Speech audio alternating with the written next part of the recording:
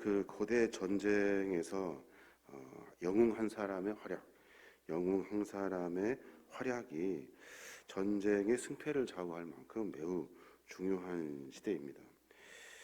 블레셋을 대표하여 나온 이 골리앗이 이스라엘 군대 전체를 정말로 공포에 떨게 했던 이유도 바로 거기에 있어요. 어떤 영웅 전쟁의 영웅 한 사람이 전쟁의 승패를 좌우하게 되죠. 다윗이 골리앗을 물리쳤을 때 어떻게 됩니까? 그 많았던 군대, 강력했던 그 블레셋의 전의가 상실되고 말아요. 그래서 아주 크게 대패하고 말죠.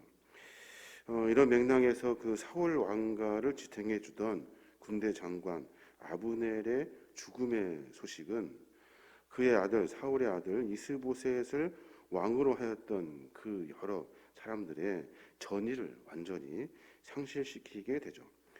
오늘 1절에 보니까 그래요. 사울의 아들 이스보셋은 아브넬이 헤브론에서 죽었다 함을 듣고 손에 맥이 풀렸고 온 이스라엘이 놀라니라 라고 말해요. 그러니까 그 아브넬의 장수가 죽었으니까 이제 우리는 끝이다 라고 생각을 했던 거죠. 그 아브넬이 전체 이스라엘을 다윗에게 넘겨주려고 한 일들도 여러 일들을 보면 이제 우리는 끝이구나 라고 생각을 했다는 거예요. 그렇지 않아도 이 이스보셋의 왕가가 좀 불안하고 더 이상 버티기가 힘들어졌다는 것을 백성들이 다 알고 있는 이 상황에서 정말로 최고의 장수가 죽었다는 소식은 이제 우리는 다 끝났구나 라고 생각을 했다는 거예요.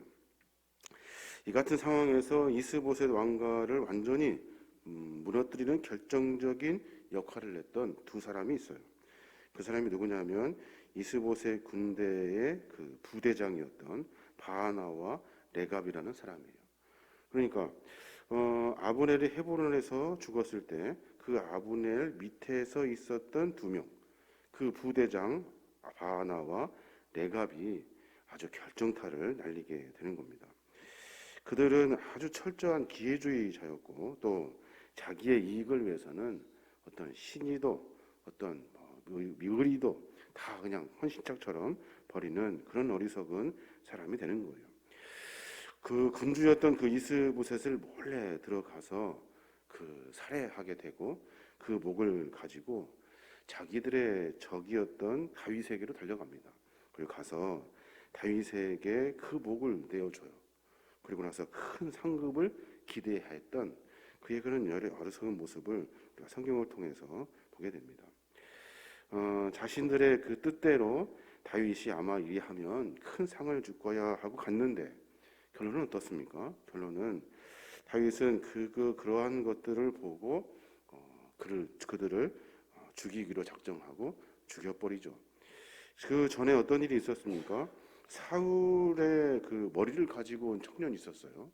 그 청년도 역시 죽여버리고 맙니다. 왜 그랬을까 하면 가만히 생각해 보면 한 번 여러 가지로 배신한 사람은 또 배신하게 되고 기회를 살피는 자들은 반드시 또 기회를 살피기 때문에 다윗은 그러한 것을 용납할 수가 없었던 거예요. 그 군주를 쉽게 죽일 수 있는 부대장이라면 다윗에게 넘어와서도 다윗의 어떤 연약한 부분이라든지 기회가 되면 다윗 역시도 죽이고 다른 곳으로 가버리는 그런 사람들이기 때문에 다윗은 아예 처음부터 멀리하게 됩니다. 우리가 여기에서 몇 가지 교훈을 좀 살펴볼 필요가 있는데 우리의 삶 속에서 도대체 멸망당하는 악인의 모습이 뭔가 하는 것을 우리가 한번 들여다볼 필요가 있어요. 하나는 뭐냐면 악한 마음으로 기회를 엿보는 자들, 악한 마음으로 기회를 살피는 사람들을 하나님은 용납하지 않으셔요. 한마디로 말해서 이스보셋을 살해한 바하나와 레갑은 완전히 기회주의자죠. 이스보셋 왕가가 안 되겠다 싶으니까 재빨리 그 마음을 바꾸어요. 그래서 충성을 맹세했던 군주를 하루아침에 죽이고 만 거예요. 그것도 몰래 밀을 가지러 가는 채 하다가, 그러니까 군대들에게 군량미를 이렇게 가지러 온 채 하다가 잠깐 쉬고 있는 이스보셋에 살짝 들어가서 칼로 그냥 살짝 찔러서 죽이게 됩니다. 그리고 나서 나갔다가 다시 들어와서 마지막 목을 이렇게 쪘다게 되는 그런 일들을 벌이게 되죠. 자신들이 살기 위해서 악한 마음으로 기회를 살피는 사람들, 그 살해 행위를 감당했던 그런 것들이 아무것도 중요하지 않고 오로지 충성, 신의, 의리 이런 것들은 그 안에서 찾아볼 수가 없어요. 오직 술수 그리고 모략만 그들 안에 넘치게 되는 거죠. 악인은 어떻습니까? 악인은 대의보다 이익을, 남의 생명보다 자신의 그 안위만 생각하는 사람들이에요. 그러니까 악한 마음, 자기를 위한 악한 마음, 그래서 다른 사람들을 너무나도 쉽게 생각하고 배신해 버리고 말죠. 다윗이 만약에 또 그러한 처지에 있었다면 그 일은 반복될 거예요. 왜냐하면 그 마음에 악한 마음으로 늘 기회를 살피는 삶을 살고 있기 때문에 그래요. 스스로 죄께 속아서 멸망당하는 자들이 바로 이런 자들이다라고 성경은 우리 가르쳐주고 있는 겁니다. 또 하나는 뭐냐면 은혜를 배반으로 갚는 사람들이에요. 은혜를 배반으로 갚는 사람. 오늘 바나와 레갑은 이스보셋 군대의 부대장이었어요. 그리고 사울의 녹을 먹고 있는 사람들이에요. 그리고 또 서로 함께 많은 일을 했던 그런 사람들이죠. 그런 지위까지 오르기까지 그 사울의 집에 은혜를 많이 받았던 사람이에요. 그런데 어떻게 해요? 조금 연약하다고 하여서 자기가 충성을 맹세했던 군주의 머리를 이렇게 잘라요. 그래가지고 그 머리를 가지고 적장인 다윗에게로 달려가는 사람들, 은혜를 완전 배반하는 사람의 삶의 모습을 우리는 들여다볼 수가 있습니다. 군신의 관계를 헌시짝처럼 버려요.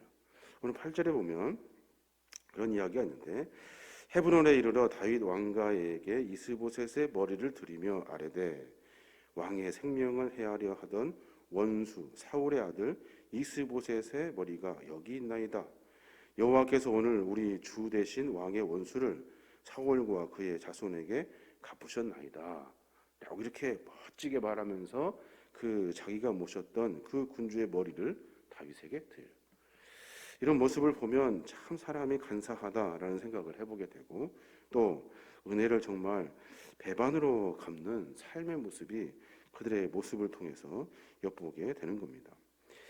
이스보셋의 머리를 팔아가지고 자신의 출세의 도구로 삼는 사람들, 방금까지 조금 전까지 이스보셋을 향하여 왕이여라고 불렀던 그 입에서 이제는 다윗 앞에 나아가가지고 왕의 생명을 헤아려 하던 원수 사울의 아들 이스보셋입니다 라고 하며 전혀 다른 이야기를 하는 가증한 입술, 그것을 하나님은 용납하지 않으신다는 거예요.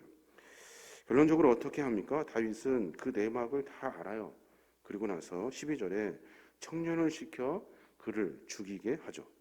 사울의 머리를 갖고 왔던 그 사람도 다윗은 들여다보고 내막을 눈치채고 죽여요. 그 뒤에 그 아들 이스보셋의 머리를 갖고 온 자들도 내막을 들여다보고 알고 그를 다 처치해버려요. 12절에 보면 청년들에게 명령하며 곧 그들을 죽이고 수족을 베어 헤브론 못가에 매달고 이스보셋의 머리를 가져다가 헤브론에서 아브넬의 무덤에 매장하였더라 라고 기록해놓고 있어요. 다윗의 이런 통찰력, 영적인 내막을 들여다볼 수 있는 영적인 통찰력이 우리는 참 중요한 그런 모습이 아닌가 생각해 보게 됩니다. 하나님은 어떤 사람을 신실하게 여기실까요? 하나님은 누구를 좋아하실까요? 우리가 어떻게 살아야 할까요? 악한 마음으로 기회를 살피면서 자기 이익을 위해 한 걸음 한 걸음 살아가는 일은 결국에 죽음의 길, 멸망의 길로 가는 것이라는 사실을 깊이 깨달아야 돼요. 악한 마음이 아니라 선한 마음, 하나님의 마음, 하나님이 무엇을 원하시는지를 늘 고민하며 살아야 하는 겁니다. 그래도 부족한데 악한 마음으로 내 이익을 채우려 한다면 결국에는 죽음의 길에 들어서게 되는 거예요. 은혜를 아는 사람은 은혜를 갚으려고 합니다. 그 은혜를 내가 어떤 뭘 해가지고 당연한 것으로 여기면서 은혜라고 말하지 않아요. 은혜는 매번 감사로 삶을 살아내는 것, 그것이 바로 은혜를 받은 자의 삶의 모습이에요. 감사하며 끝까지 신의를 지키고 늘 주 안에 살려고 하는 그 믿음의 모습이 우리 안에 있어야 하는 겁니다. 시편 15편 4절에 보면 그런 말씀이 있어요. 그 마음에 서원한 것은 해로울지라도 변치 아니하는 자. 마음에 서원한 것이 해로울지라도 변치 않아요. 하나님과 함께 신의를 믿음을 주님과 함께 살고자 결단하는 사람에게는 그 마음이 변하지 않는 거예요. 늘 주님과 함께 살아가는 믿음의 삶의 모습이 우리 안에 있어야 하는 겁니다. 신의, 정절, 지조 이런 것들은 신앙 안에서 참 중요합니다. 자신의 이익과 출세를 쫓아서 마음이 변하지 않아야 돼요. 그런 신앙의 삶의 모습이 우리 안에 있어야 하는 겁니다. 그렇게 됐을 때 많이 이런 것들을 다 쉽게 여겼다면 우리는 스스로 올무에 빠져 죽게 되는 겁니다. 자, 여러분, 신실해야 돼요. 신실이 뭐예요? 진실하죠. 마음이 솔직히 늘 그 마음 안에 서로의 신의를 지키며 살아가는 것이 신실이에요. 약속을 하나씩 귀하게 여기며 소중히 여기는 것이 신실이죠.